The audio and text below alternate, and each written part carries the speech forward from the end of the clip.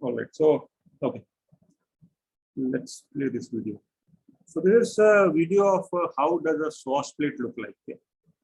Look at this carefully. In this, I'll pause it so that you can see it carefully.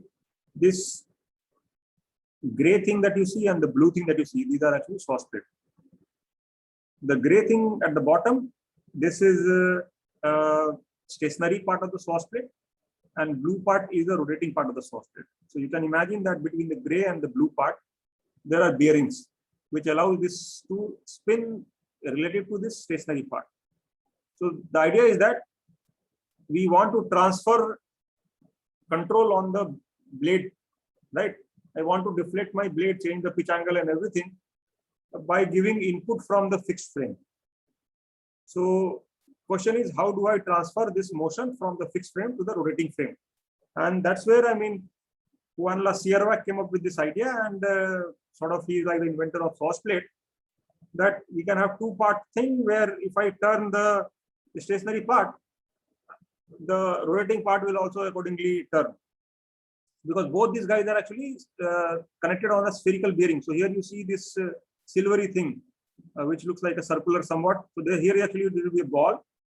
So this, both these things are actually connected with this particular spherical joint, ball and socket joint, whatever you want to call.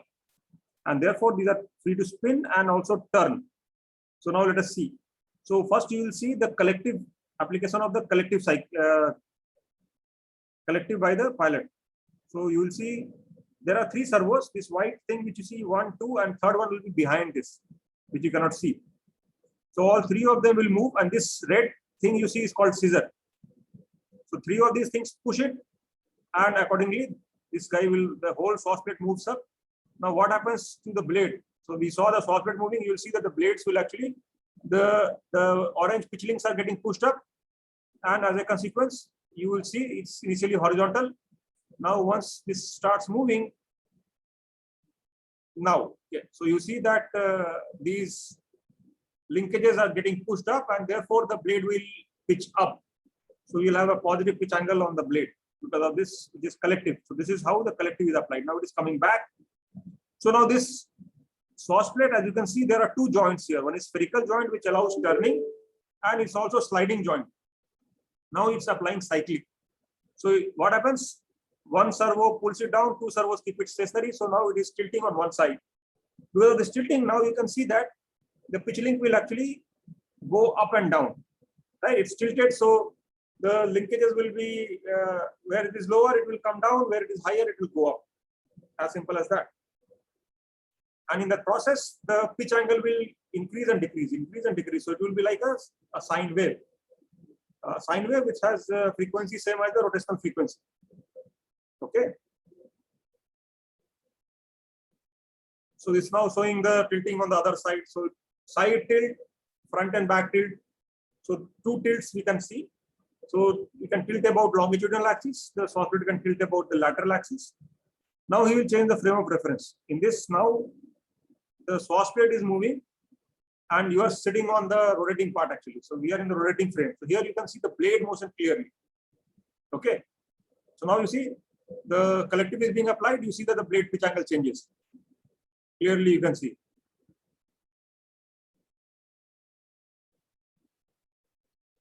And it's coming down. Now we will apply cyclic.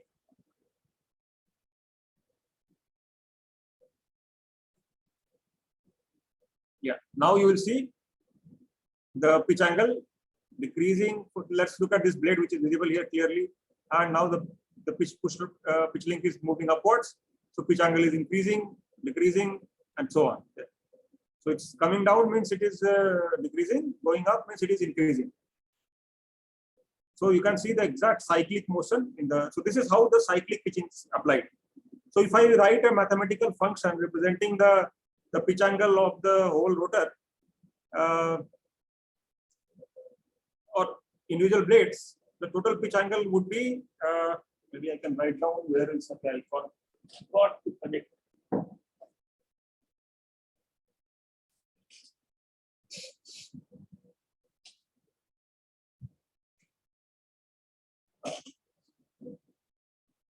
I'm just connecting my tablet so that I can write on the screen and all of you can see that.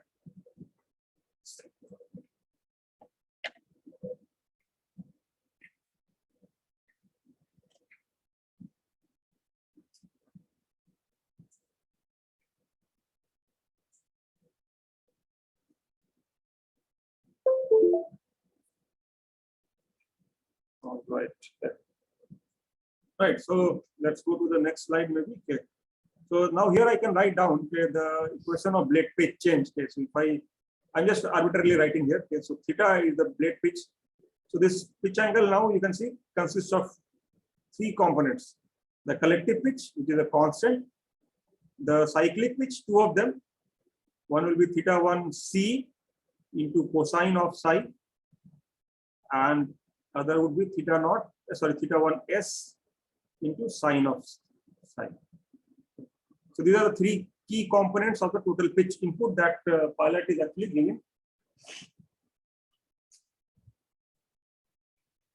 While it actually, when he moves the sticks, collective stick and cyclic stick, that's how it will get transferred. Okay, I'm getting some resource issues. So just one moment, I'll switch off my video. Okay. So that way it will not use some of the resources. And I'll also close some other programs because maybe I'm using too much of RAM.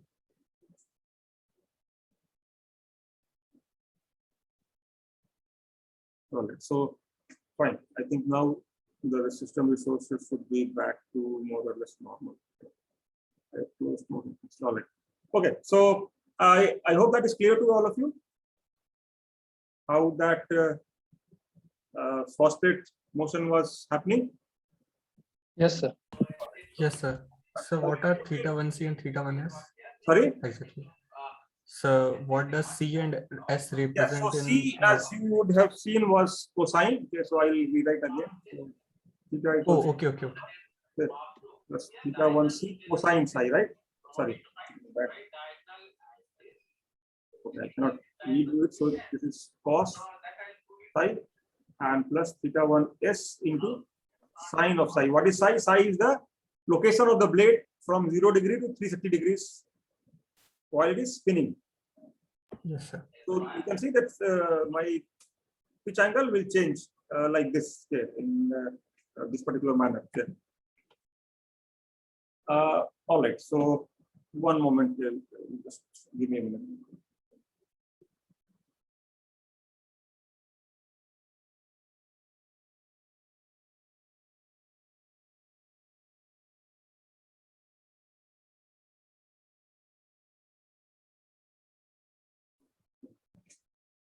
All right, so now come back to the areas of interest in helicopter domain. Okay. What areas typically people study, research, and so on. So one is, of course, the whole structural dynamic aspect, the blade's rotating frequency in vacuum. So when you design a new rotor blade, first thing one wants to know is what are its natural frequencies when there is no aerodynamic force. That's the simple structural dynamics of a spinning rotor blade.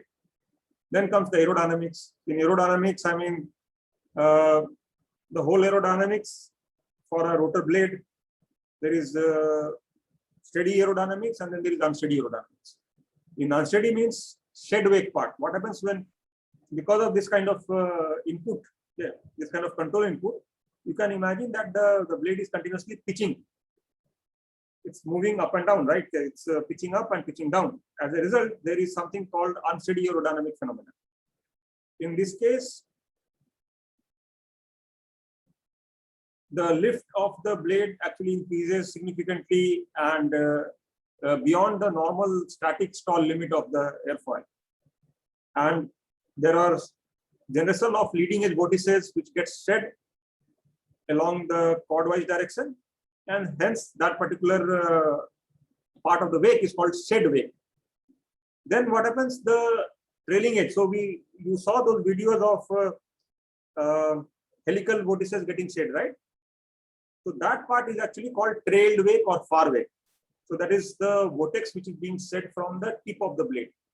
But here we have shed wake is what is being said everywhere along the blade. Do not worry if you don't understand these things. This is just for general information. You don't have to worry about these if you fully don't understand them. If you go into too much detail, then I mean you will be finally able to understand all this.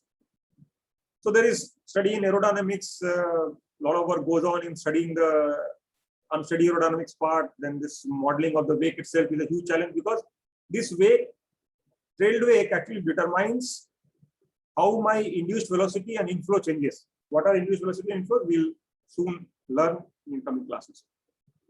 Then other area is flight dynamics. In flight dynamics, I may want to study performance. I want to study handling qualities, flight stability and control. Then finally, flight control itself. Other is related to the what we call the helicopter dynamics. So helicopter dynamics is another key area, which has aeroelasticity, some of which we will cover in this course. And other part is load prediction. That is, what kind of aerodynamic load, structural load, and control load does the helicopter face? So this is important from the perspective of design.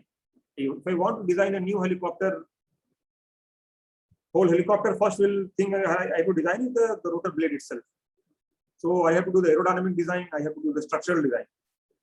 To do structural design, I need to know what kind of loads the structure is going to encounter. And that consists of load prediction. So my PhD research was actually focused on this, predicting loads for Black Hawk helicopter. The idea is to develop a tool which should be reliable enough that one can eventually use in design. And my specific topic was to study unsteady maneuver, which is important to size the critical components of a helicopter. Another major area apart from this aerodynamics, flight dynamics, etc., is acoustics, the noise. So helicopters are very noisy, and therefore it is a whole domain in itself to study helicopter noise and how to minimize that. That becomes a very, very important aspect in itself. And this is another area where, I mean, there are very few experts in the country. If you learn and become expert in this domain, you have a very good chance that, I mean, you will have jobs for you, you will become an expert, and you can be a leading person in the country in this domain. So helicopters suffer from a lot of vibration because of this symmetry of lift and what all. And so the blade loads are lower when you are close to hover. So this is a graph of a particular bending moment, okay? Flap bending moment. So bending moment in the blade when the blade moves out of plane. Yeah, I'll turn on my video because you cannot see my hand. Yeah. So yeah. So when the blade moves like this, the bending will have some bending moment associated with that. And this is plot of actual bending moment for Black Hawk helicopter from the experimental data. And on y-axis, you have magnitude of the moment. And on x-axis, you have non-dimensional speed, which is called advance ratio. So we see that in hover condition, the bending loads are less. Then when you go in transition flight, when you start moving forward, the bending moment decreases further. But then suddenly it increases to a high value. And this region is called transition flight, when you are at low speed, very, very low speed. Yeah. So this is corresponds to 0.1 advance ratio. So I would say this would be around 40 km per hour kind of thing, okay, 40-50 km per hour. So that kind of speed, again, suddenly your vibration increases significantly. Bending loads are very high. And then again, it starts to drop slightly. But after that slight drop, okay, the 1 to 24 harmonics are increasing again.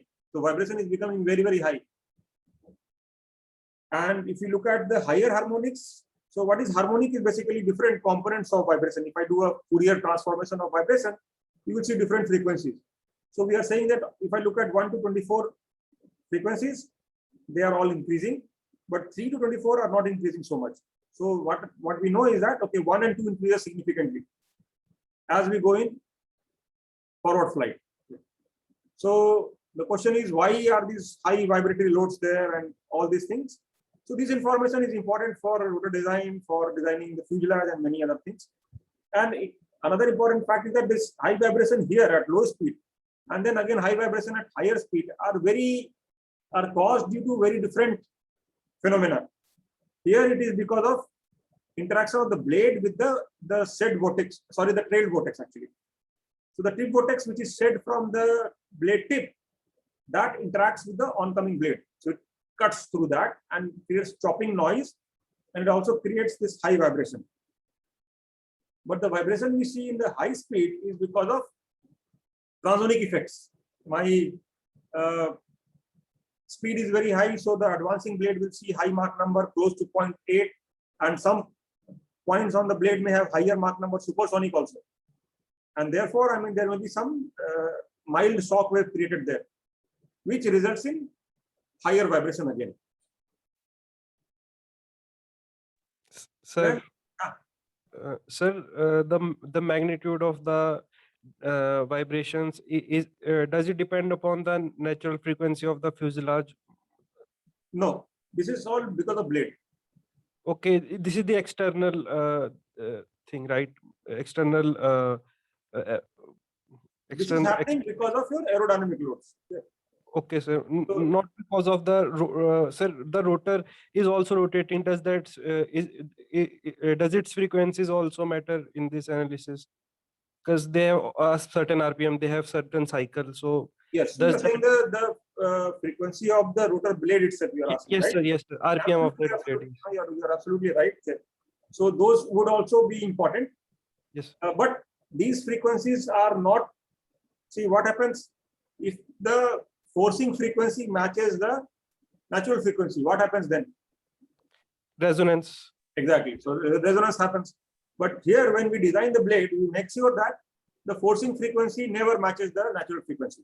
Yes, sir. So that's what I was asking. Yes, that that natural. is taken care of. All right.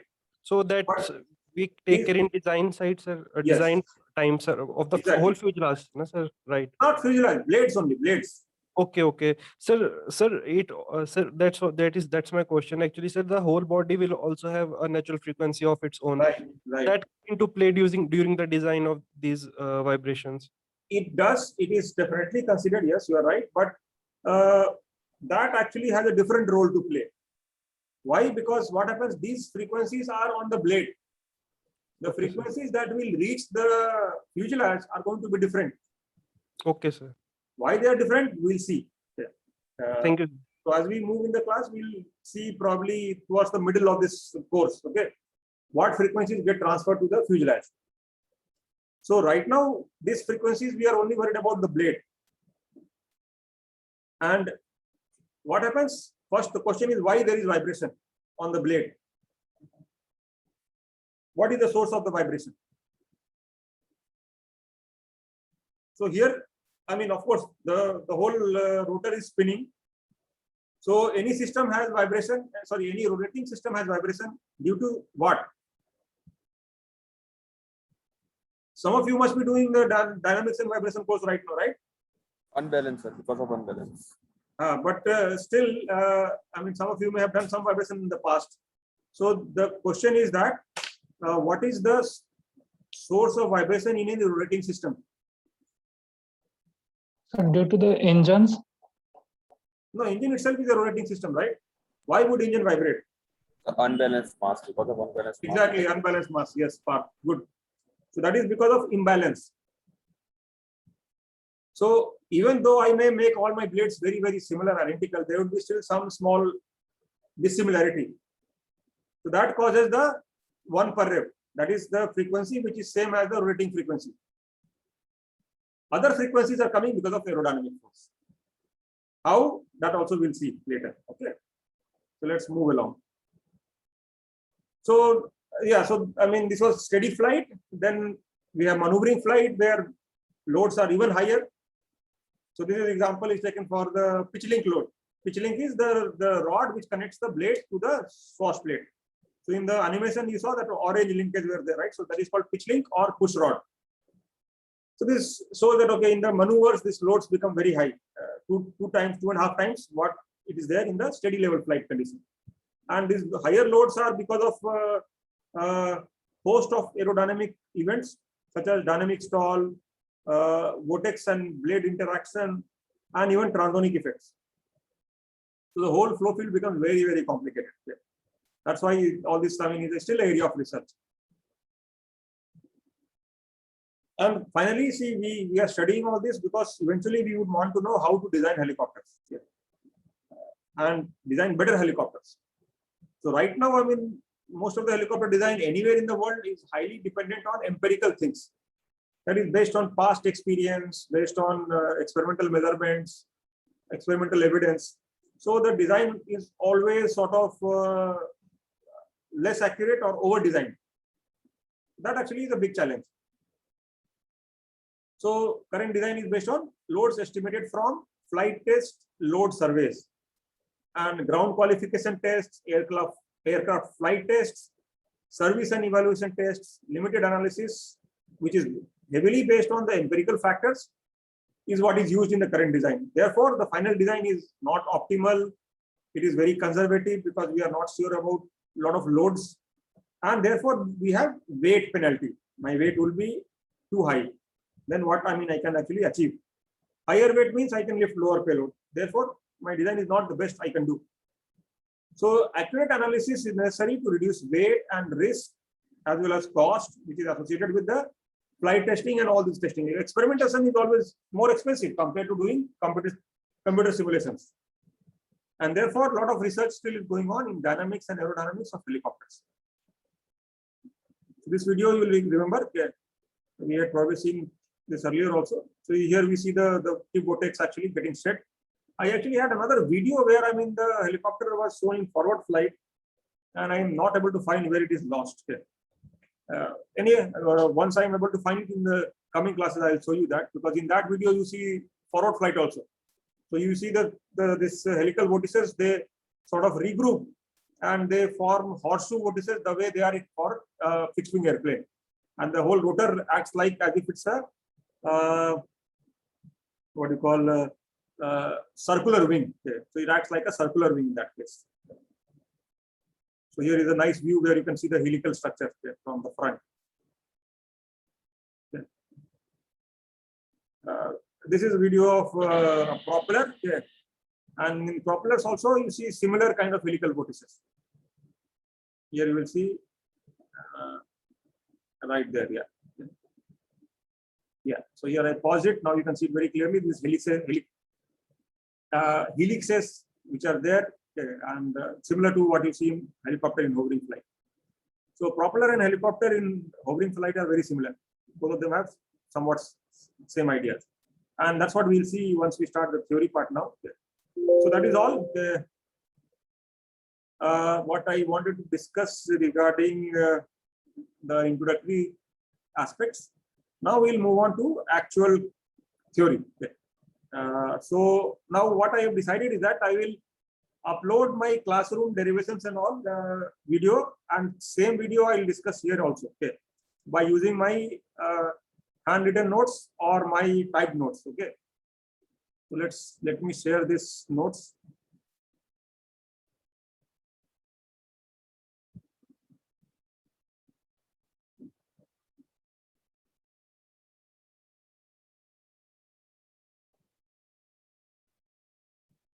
Okay, so this is, so you are able to see my screen, right? Clearly? Yes, sir. Yes, sir. So momentum theory, That's what we are going to start with. I hope I can write on this also or not. No, I have to go to the comments thing, then I can write. Yes, now I can write.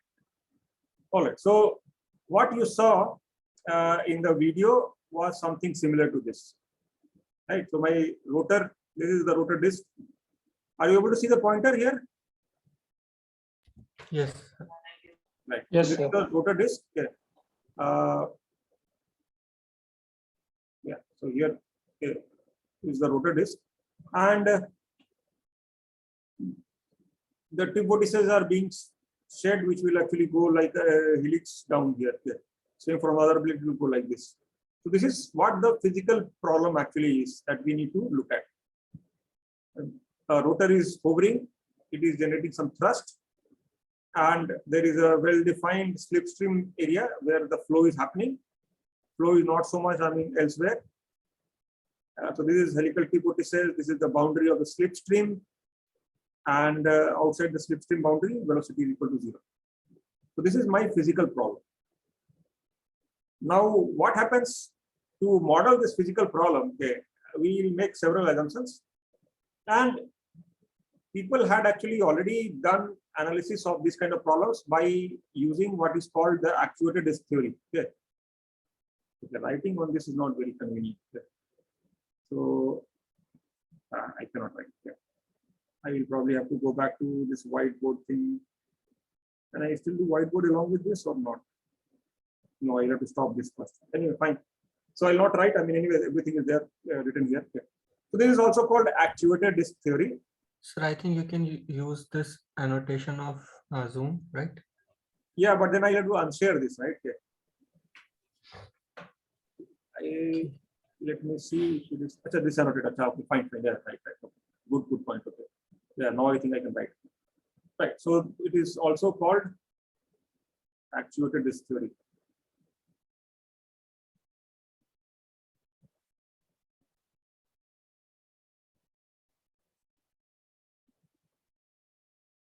And does any of you know, how early this was discovered? Around what time, this was proposed?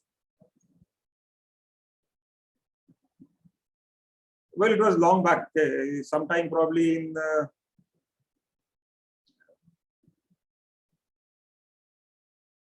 60s, I think, sorry, 17 something. Okay. So almost 100, 200 years back. Okay. So this was proposed long ago. And it was originally proposed for marine propellers. Okay. Because that is what was there. There were no flying vehicles in those days, but marine propellers were studied extensively, and people came up with theories to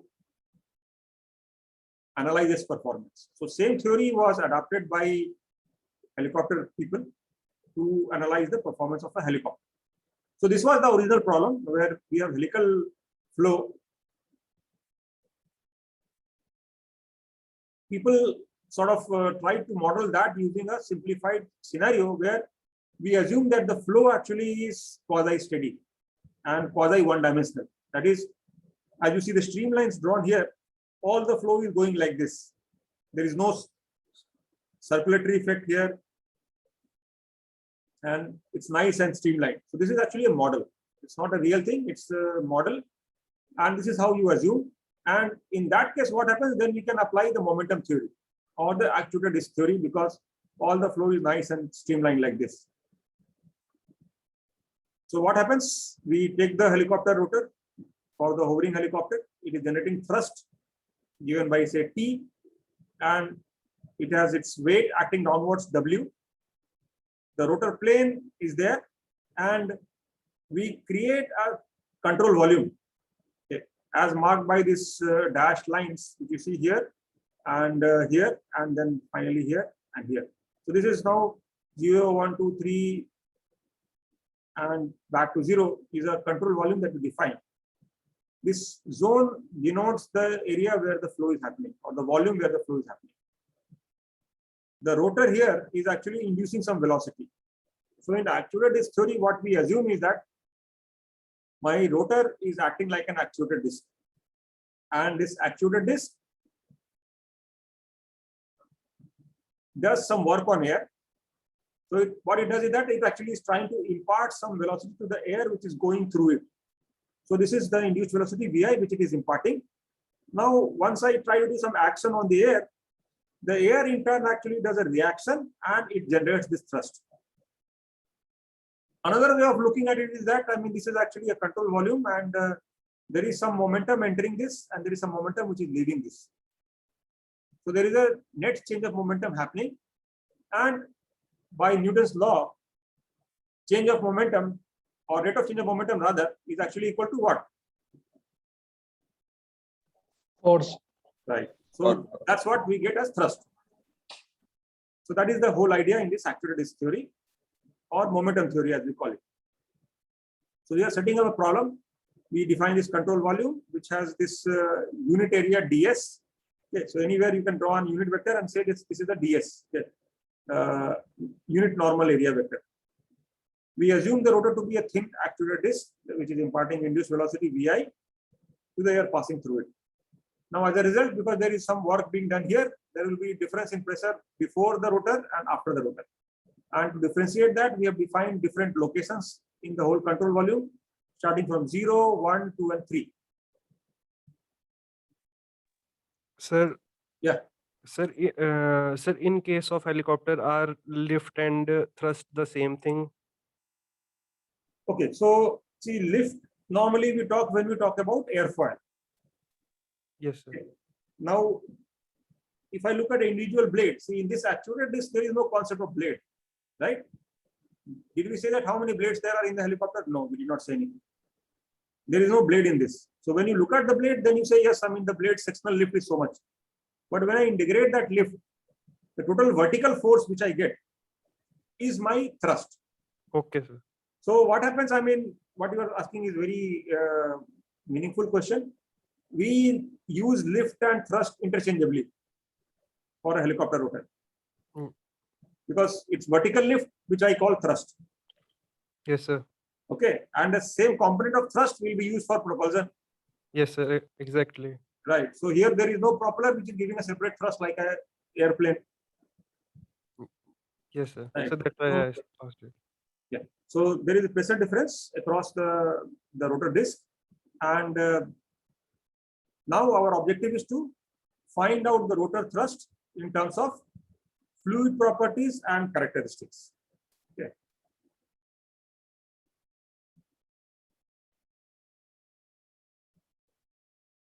Okay. So now to find out the rotor thrust and maybe rotor power, how do we go about doing it? So we'll make use of basic fundamental laws. So we have law of conservation of mass. So conservation of mass, when it's applied to fluids, it becomes continuity equation. So we'll make use of continuity equation in the integral form like this. So mass entering the control volume and leaving the control volume has to be same. That's all we are trying to say by this integral equation. Then we do momentum conservation. This is simply Newton's law, that is force equal to rate of change of linear momentum. That is time rate of change of momentum across S. Okay. So whatever is entering control volume and leaving control volume, the net change in momentum should be equal to force. So that becomes momentum conservation. And this equation is further simplified okay, later, as we will see. Now there is conservation of energy. So conservation of energy is that for a control volume, if there is change of energy, so energy entering the control volume and energy leaving the control volume. Okay. The difference between them has to be the work done inside the control volume. So what is happening? Actuator is doing some work on the air. So it is going to increase the energy. It is going to increase the net energy content. So the total kinetic energy leaving the system minus kinetic energy entering the system should be equal to the work done. And work done is what? Basically my power. So that's how we have three equations or three information: conservation of mass, conservation of momentum, and conservation of energy. And that's why we call this as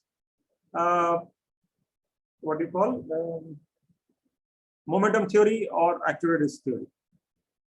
Now, to move further, we'll actually have to simplify things, and for that we'll make certain assumptions. So first assumption we make is, yes, there is fluid is incompressible, which is okay. I mean, to the extent that, yes, I mean, my Mach number is less than 0.6, but clearly, I mean, anything above 0.3 Mach number, we don't assume to be incompressible. We assume it to be compressible. But nevertheless, this is a model, a simple model at that. So we enforce this. It may not be entirely valid, but that's an assumption. We assume that the flow is steady. Now for helicopter rotors, hover is the steadiest possible scenario. Everything else is not steady. There are no viscous effects. So we are going to ignore effect of viscosity everywhere, which makes the circulation go to zero. There is no swirl. The flow is all straight, laminar. It doesn't go in any other direction. And quasi one-dimensional. That is, the fluid properties are going to change only along the length of the control volume. So if I go back to my control volume, it's only going to change along the control volume. And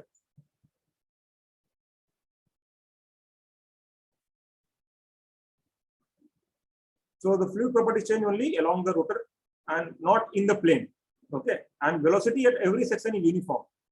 And if I make a cut across my control volume, all the points on the control volume surface, the velocity and all the properties are going to be constant. So with all these assumptions now, finally we go back to our continuity equation, mass conservation equation, and we can easily write m dot equal to double integral rho v ds, which finally gives me m dot equal to rho a infinity w, okay, or rho a vi. So what is happening here now? So we assume that there are these 3 points. So instead of this calling 3, assume it to be infinity, which is very far away, far downstream. So we see a infinity we have assumed. So this is far downstream, where we assume that the wake has been fully developed. That is, the pressure, the static pressure here is same as the ambient pressure. Elsewhere, the static pressure may not be same as the ambient pressure. So that's the assumption there. So therefore, what happens? My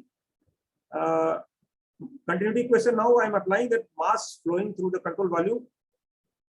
Far downstream will be rho area of cross section far downstream, which is a infinity into w, and w is the velocity which is leaving the fluid velocity that is leaving the control volume. And okay, vi should be small vi here. It's a typo. I had never used this notes to teach, so I'm going to now find out a lot of typos in this. So anyhow, so this rho a small vi. So vi is the induced velocity which the rotor is inducing, and a is the disk area of the rotor. So now I get this equation, right? Rho a infinity w. I can again use the annotate. So what I have is rho a infinity w equals to rho a vi. This becomes my one equation. Okay. Now if I move down and now apply the conservation of linear momentum.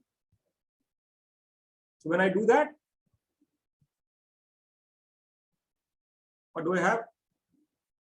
So the linear momentum that is leaving the control volume and linear momentum that is entering the control volume.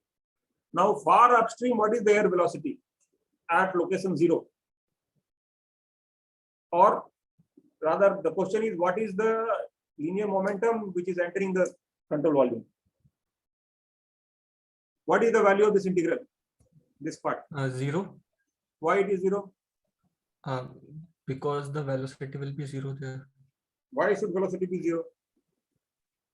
Oh, no. Velocity shouldn't be 0. It is, sir, undisturbed air.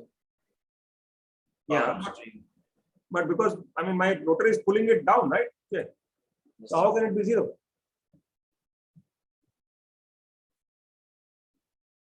Sir, free surface condition.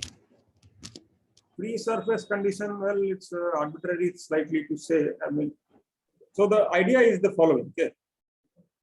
I mean, if I go over the rotor, okay, there would be some flow, right? So if I look at my disc, okay, and this is my control volume.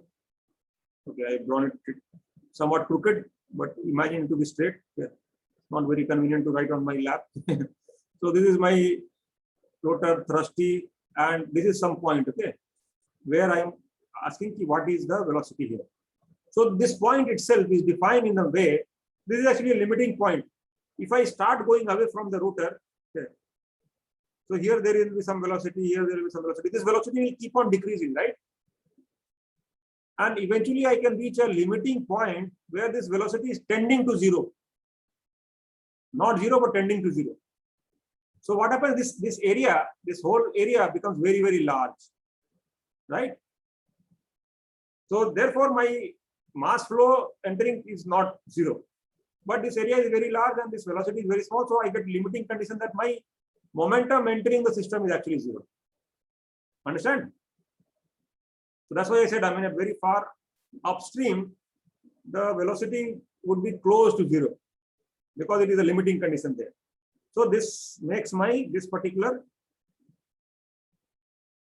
part to go to zero, and the remaining part is the momentum that is leaving the control volume.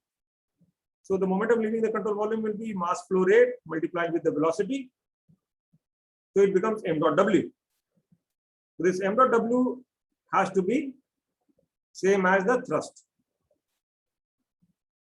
which is the force experienced by the rotor. See, minus F means the force experienced by the air, and T is the force experienced by the rotor. So T equal to m dot w, this becomes my second equation. Yeah. So T equals to m dot w is my second equation.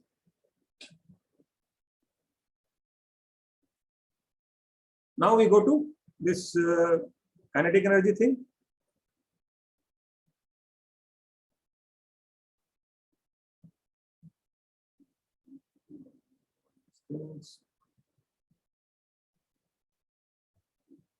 Okay, all right. So now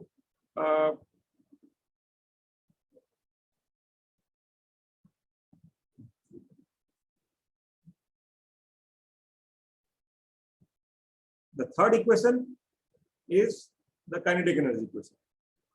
So what is the kinetic energy which is leaving the control volume? Half m dot w square, and the kinetic energy which is entering the system so far upstream, that is again zero. Well, the same kind of limiting condition what we assumed earlier. So this part goes to zero. This also goes to zero. So we are only left with this. So this has to be equal to the work done. Okay, so that is the gain in the kinetic energy equal to work done. Now work done is equal to force into VI. So I mean, by the way, all these are actually per unit time, right? Here. So this Vc is thrust into velocity, which is work done per unit time. Here also it is rate of change of kinetic energy, right? Not just kinetic energy, because kinetic energy is half mv square. So this is basically power, but we'll still keep calling it work done. So this work done is equal to T into W VI. So this W equal to, so this, if I equate T into VI equals to half m dot W square. So we have now two equations, these two equations or these two equations. If I use these two equations, I can eliminate T from that. Okay, I can eliminate T from that, and I come back to this relationship, which is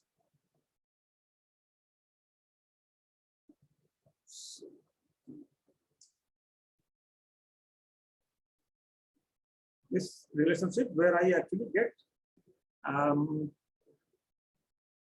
W equal to twice of VI. So what was W?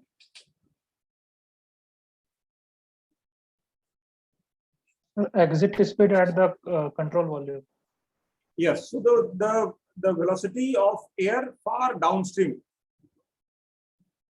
where the slipstream is fully developed, and VI is the velocity right at the rotor disk. So now we have got a very interesting relationship that this far downstream velocity is twice of induced velocity. And Sir, isn't it counterintuitive, sir, how its velocity increased after downstream? How can it be larger than just after the rotor, sir? well, for that we have to go back and see the diagram again. Let's go back and see.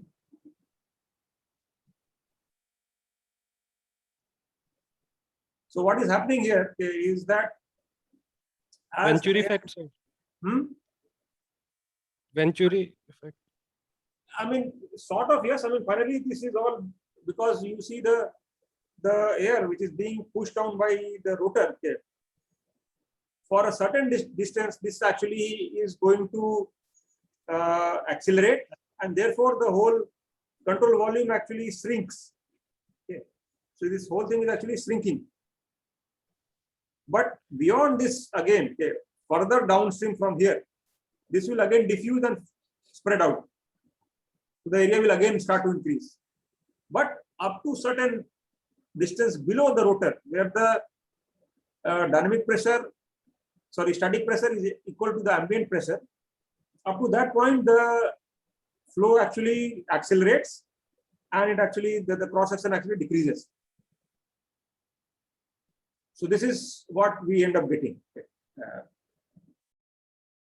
and it is coming because of the fact that, I mean, the energy is being added here. See, what you're thinking is that, okay, what is the velocity here? How can velocity be more later? That is because we are Yes. doing work here, right? There is a pressure jump here. So now I'm suddenly pushing the force means I applied the force on the air, right? Yes, If I sir. apply force on air, what will happen? It will accelerate, right? Yes, sir. And if it is accelerating, then the velocity has to increase. And to conserve the mass, my area has to decrease. Yes. Okay. So that's why the velocity increases. But beyond this point, it will again diffuse, and area will expand and the velocity will come down. All right. So now we have got this important relationship that W equal to twice VI, and I can go one step further. I can also find the relationship between my far downstream area, which, I mean, earlier I was writing A infinity. Here it is written as A3. Okay, not like this. I have to do. So here we have this area far downstream equals to area of the rotor divided by 2. So if I find out the relation for speed, I can clearly see that, sorry, the relationship for the radius at 2 locations. My radius at this 0.3 or A infinity, whatever you want to call it here, is now this radius at station 3 or R infinity, whatever you want to call, is radius of the rotor into 0.71. Okay. So this is what we are getting from the momentum theory, that this is how the rotor, this slipstream area is going to shrink. Okay. But the question is, this is what I get from momentum theory. Okay. This is a very simple theory where we have made a lot of big assumptions. So what is it actually in reality? If I want to find out the same parameter, what is it in real world? So people did experimental measurements and they found this same ratio to be not 0.71 or 707, but 0.78. Clearly, these are very close, off by 10%, you can see. So even though this momentum theory is such a simple theory, it is not wrong by a huge margin. It is still in the same ballpark. So we see that, yes, this, at least this part, I mean, it is coming fairly accurate. Now I'll clear everything. So now, I mean, if I go further one step and try to find a relationship between my thrust and the induced velocity, then I get this expression T equal to m dot W. So W m dot I is 2 rho A VI and W we know is 2 VI. So I can write the expression for induced velocity in terms of thrust and the disk area. So now I have expression for this induced velocity, which I write as square root of T by 2 rho A. And I can now define a new parameter called disk loading. So this disk loading DL is thrust divided by area. Those of you who have done aerospace engineering already, you would have familiarity with the term called wing loading. So when you look at airplane designs, we talk of the total weight of the airplane divided by the area of the wings. So this becomes what we call wing loading. So similar parameter here is there for the rotor, which is called the disk loading. So the thrust generated by the rotor divided by the area of the disk. So here it is same Newton per meter square, here also Newton per meter square, okay, in SI units. Or it could be kilogram per meter square, but that's less common. In FPS, people use pound per feet square. Okay. So this is induced velocity, also denoted by this symbol VH, because we'll use VI again for other flight conditions. So VI is always induced velocity. Okay. But because hover induced velocity is a special case, we more commonly denote it with VH, V subscript H. So we see that the induced velocity is actually a function of disk loading.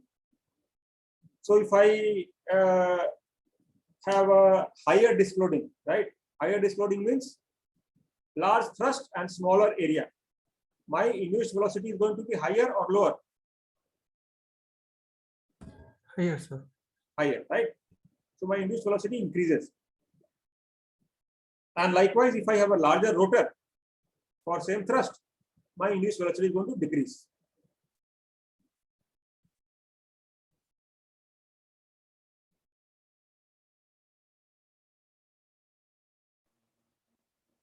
Sir, I didn't get the last point what you are told. Can you repeat it? So my question was, okay, if I have a larger rotor, my induced velocity is going to be larger or smaller?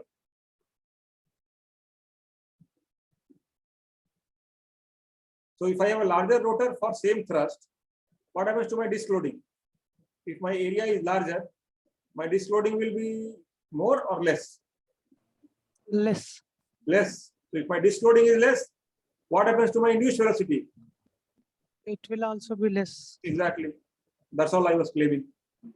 So my induced velocity is actually a function of area, right? As we see, inversely function of area, or directly proportional to what we call disk loading. And disk loading is a very important design parameter.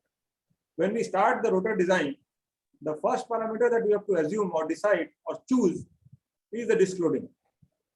That I choose this disk loading, and then you start everything with that.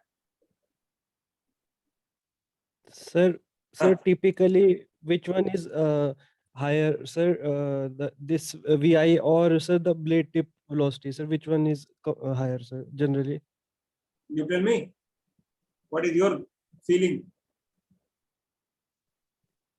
sir. Sir, no clue, sir. I am from mechanical, sir.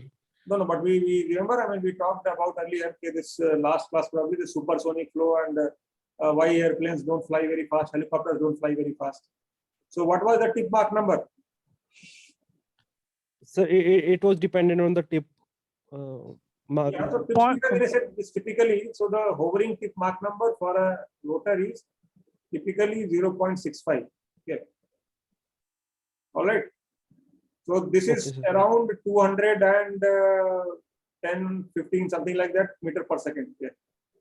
214 or something it came out. Yeah, I did it last time. Yeah. So you can do it yourself and see it's roughly around 200 meters per second. So you tell me, I mean, people, you may have seen in movies and all, people still go in and out of the helicopter. Yes, And sir. walk in 210 meters per second wind speed. Okay, sir, I get it, sir. Right? So it is much smaller, much smaller actually. Yeah. And we'll calculate. Soon we'll calculate and see that what kind of number, I mean, this VI will have. Okay. Thank you, sir. Yeah. All right. So now, I mean, after this disk loading and this thrust, I can also write the expression for power. Okay, because we saw work done W was T into VI. Now I have expression for VI. So what happens to my power? my power actually becomes this. T to the power 3/2 by square root of 2 rho a. So let me write it down. So power T to the power 3/2 divided by. So this is a very, very important result. Why it is important? From this very simple theory, now if I know how much thrust my rotor is generating, I can immediately calculate or estimate what kind of power I require to drive my rotor. So this becomes an important parameter to do design, to do study of, aerial vehicles, all kinds, manned, unmanned, whatever. I can estimate propeller power, all kinds of things I can do with this. By the way, for a typical helicopter, the disk loading value is from 5 to 12 pound per feet square. Now, why I written pound per feet square? Because in America, I was trained with this more. So I still remember these numbers more than the corresponding SI numbers. So in SI units, it is from 240, 250 Newton per meter square to almost 580, 600 Newton meter. Okay. So we can approximate this to around 600. This we can say 250. So this is the range of value for disk loading. Okay, that a typical helicopter will have. And so you can see that higher disk loading would mean higher induced velocity, right? So now we have got the expression for power, but there is an important thing to look at. Now we saw how the let me do this.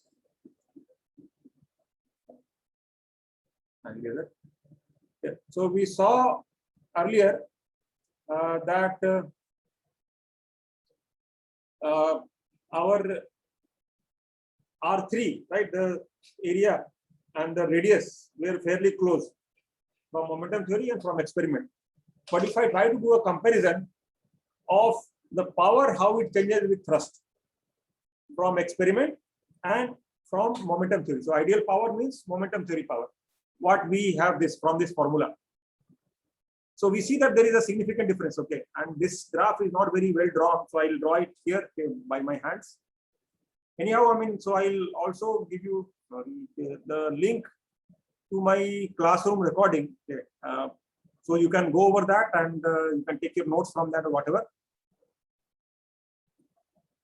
So this graph actually is more like this. Okay, so let me draw it here.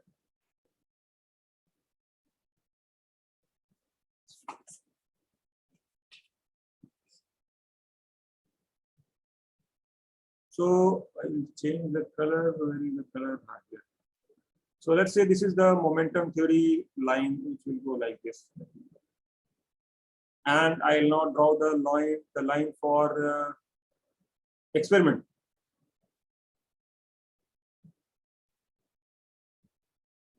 The experiment will go like this.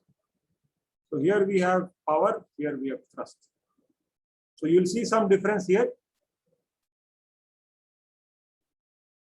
And the slope also may be slightly steeper. Yeah. This will be ideal from momentum theory, and this black guy is from the experiment. So the question is, why are these differences there?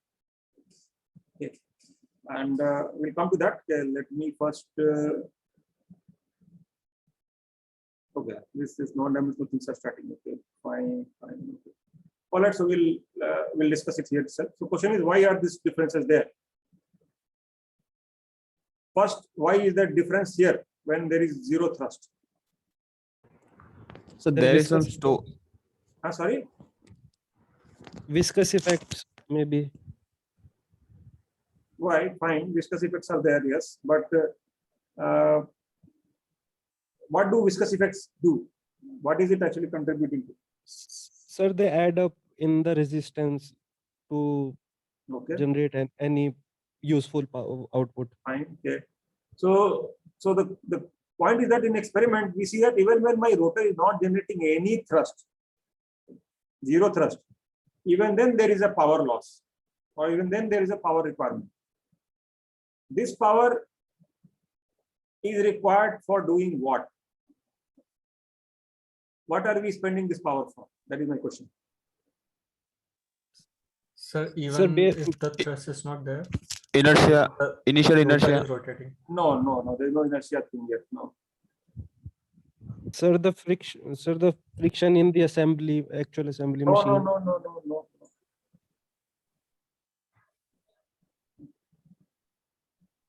People from aerospace, Sir, to balance the unbalanced forces, what are balance forces?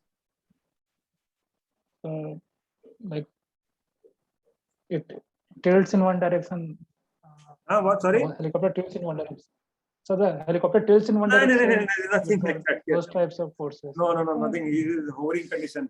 Okay, perfectly hovering condition. Maybe to counter drag.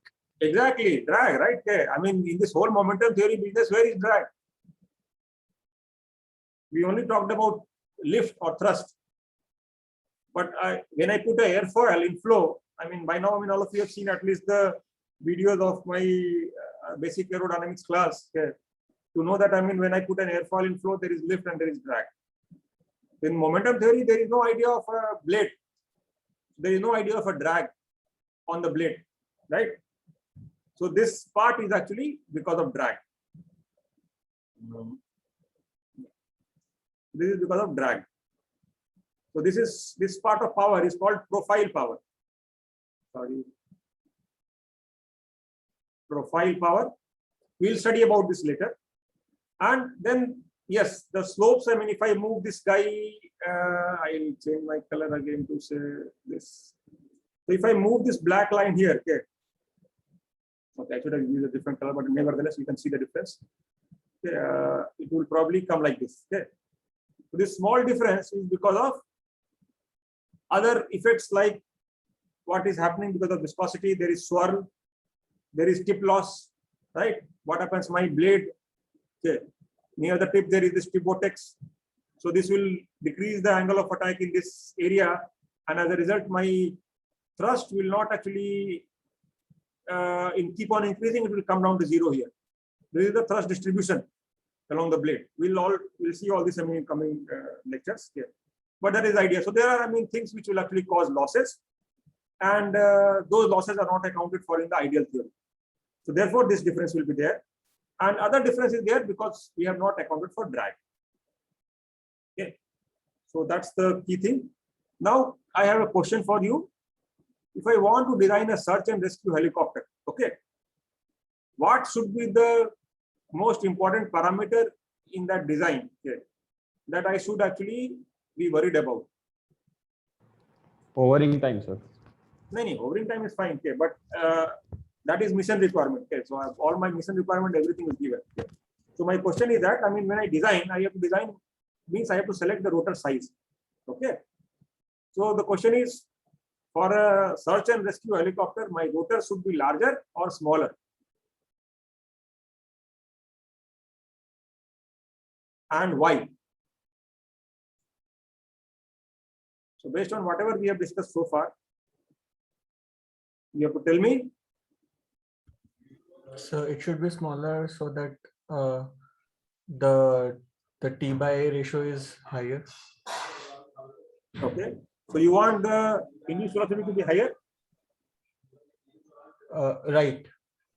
Why do you want it to be higher? Because the helicopter won't be in a steady flight. The speed will vary a lot, maybe. No. I think Sir, it should be higher because power requirement will fall. well, power requirement is a separate thing. Yeah. But so you're saying it should be Large. rotor area should be large, but how large? Yes. Can I keep making it larger and larger to reduce my power more and more? So in this expression also, you will see this is a good point. This is this same thing. If I look like this, it is T cubed by 2 rho A. Okay. And this can be then written as, so T can be outside, and inside I can have disk loading by 2 rho. Okay. So my power also depends on disk loading, right? If my disk loading is higher, my power will be higher. If my disk loading is lower, my power will be somewhat lower.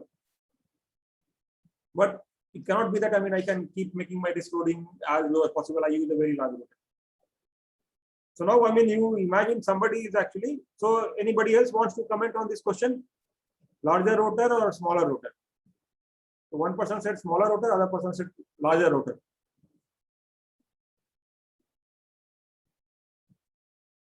How many of you want larger rotor? You can type in chat box if you don't want to talk.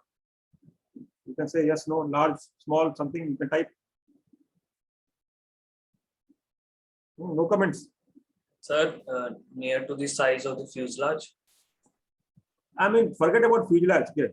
We are not worried about fuselage. We are worried about, I mean, how does my choice of rotor support me or hinder me in my rescue operation? So few people are actually in favor of small rotor being small. Some people want it large. Okay, so more votes are coming for large. Less number of votes are there for small. Now nobody has given me a clear reason why it should be large or why it should be small. Sir, suppose if it is small, then we can go in much deeper reasons. Because So you you're told saying that if it my is a helicopter is search smaller, and I can operate from a constrained environment. yes, sir. Okay, I mean, And maybe in a small forest case- area. Yeah. In case power increases, so we can equip the helicopter with sufficient amount of power. No, that is a different thing. So you're saying larger or smaller? So smaller. And smaller करने से power requirement ज़्यादा हो गया. Your power requirement will be higher. So I'm saying the power requirement can be managed by other sources. Achha, so you're saying the power requirement I will live with, no problem. I mean, I will carry more fuel. I will somehow manage, but I Yes, will sir. have a smaller rotor because I Yes, can sir. operate from a. It's a good point actually, good point. But I can give you a counterpoint to that. Okay. So anybody who is supporting large has a reason why it should be large. Sir, for larger rotor, VI will also be less, so they can rescue easily. Otherwise, they will face the wind maybe. Good point. They- Actually. Okay. Very good point. Sachin, sir, right? You're Shachindra, sir. Sachin, sir, right? Yes, sir. Anil, you're saying something, yeah? yes. For large rotor, we have small disk loading and power consumption will be less. Yeah, that is fine. That I mean, we agreed. Yes, that is true. But I mean, how does it help you in the mission? Okay. So somebody gave that. I mean, no, I will still go with a smaller rotor because I mean, it is important for me to have a smaller rotor. I can take off and land from a smaller area, which is a valid point. Okay. I mean, I don't require a larger area to take off and land from. But here, what happens? So imagine a scenario: search and rescue is often done from water, from snow, from such kind of places. So you imagine you are trying to go and rescue someone who is drowning, right, in water. So now helicopter cannot land on water. He will be hovering over that guy, and you will throw some floater to him, and he will grab onto that, and he will pull him up. Okay. So now imagine you have a rotor which is actually throwing so much of air onto him. Okay. So if this air velocity is too high, whatever you throw at him, it will blow away. You may actually even blow away the guy who is drowning, right? So he may, because of air flow, I mean, he may get pushed away from you.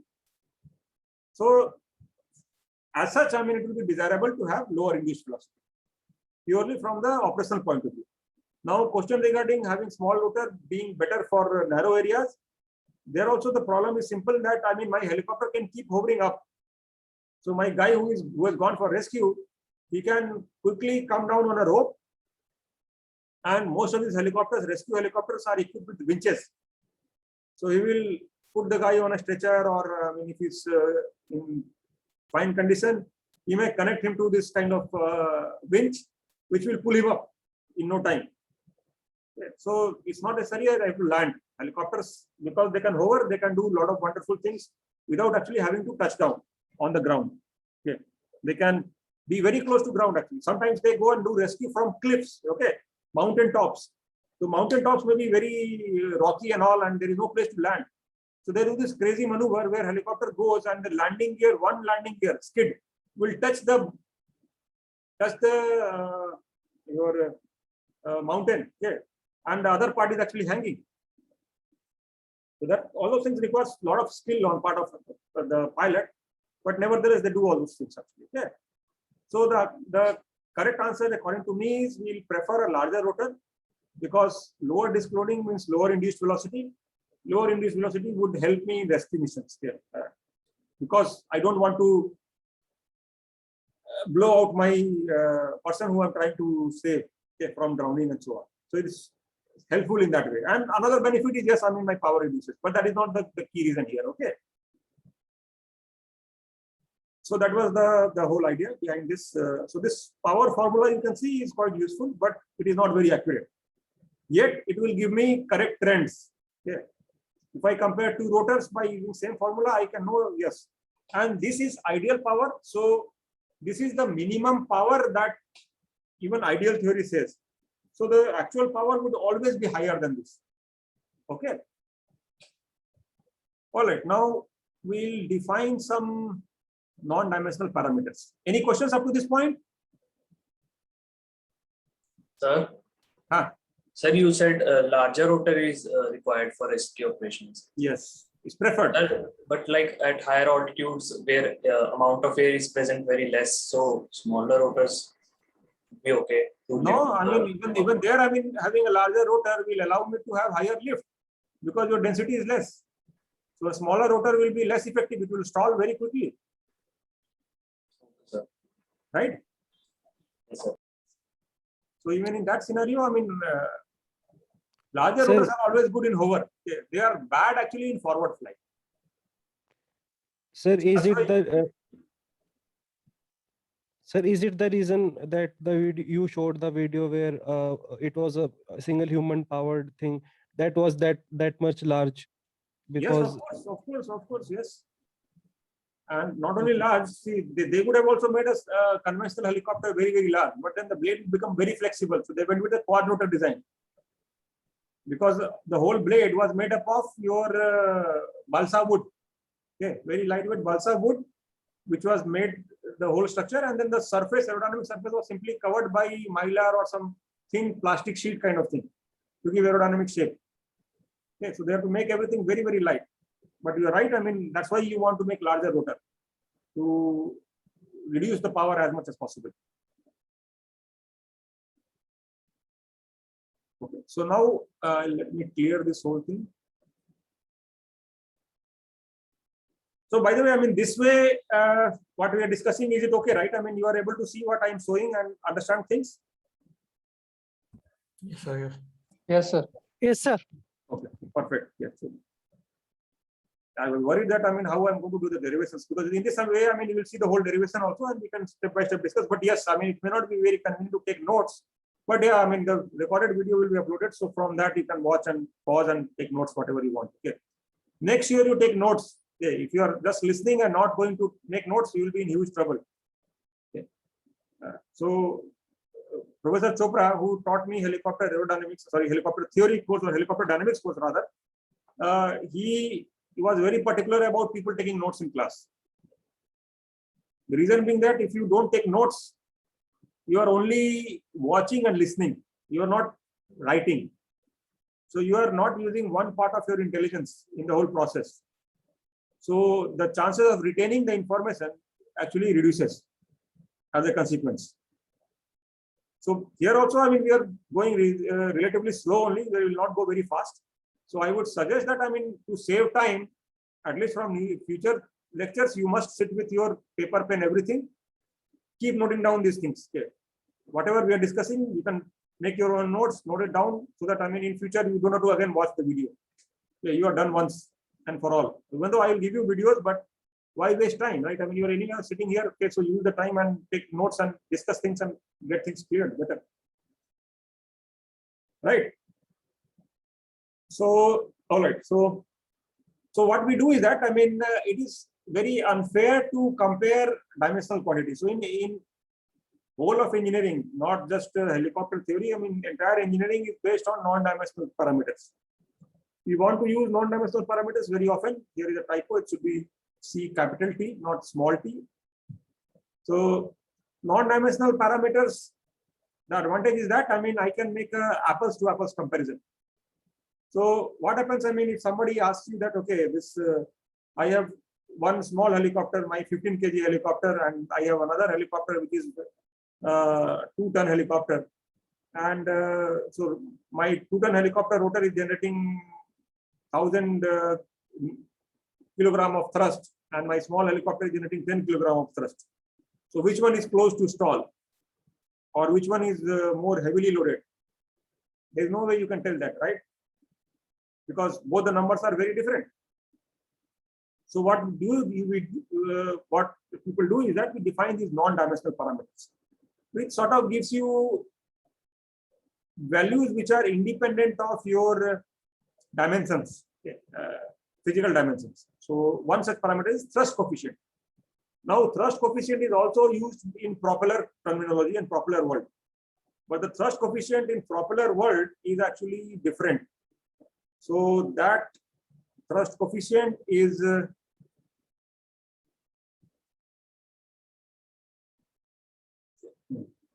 so that thrust coefficient is given as Ct equal to T by, I don't remember the exact formula, but it has D, rho, and some V square or V cubed or something. Okay. So it is a different formula. It is, the idea is same. You are non-dimensionalizing the thrust, but they use different parameters. I think it's sorry, not V cubed. There is some N cubed or something here. So I don't remember exact formula there. Okay. I think there is some N also there. Okay. Some RPM parameter or something. Okay. Anyway, so it's something different altogether. So don't confuse with that. The way we define in the helicopter terminology, it is like this: thrust equal to, thrust coefficient Ct equal to T by rho A into omega r whole square.